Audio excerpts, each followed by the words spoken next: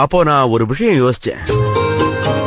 நான் எப்படி இந்த பொம்மைய பத்திரமா பாத்துக்கிறனோ அதே மாதிரி நான் பெரியவனானதும் என்ன பாத்துக்க இந்த பொம்மை மாதிரியே ஒருத்தி வருவார்.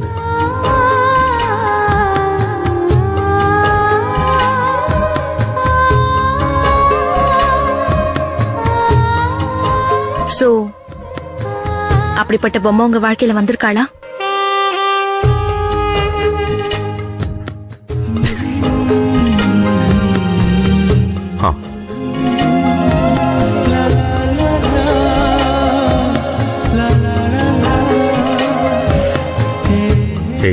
இத பத்தி யார்ட்டையும் சொல்லிடாத பிளீஸ். நான் சொல்ல மாட்டேன், பட் பாட்டிக்கு உங்க சின்ன தம்பிக்கு மட்டும் சொல்லிடுறேன்.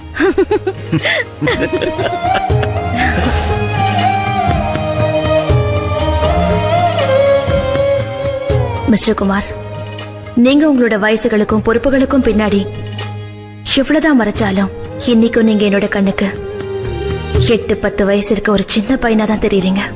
கள்ளங்கபடமே இல்லாத சின்ன குழந்தை நீங்க.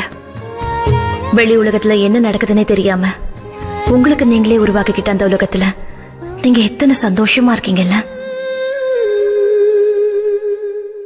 அப்போ நான் ஒரு விஷயம் யோசிச்சேன்.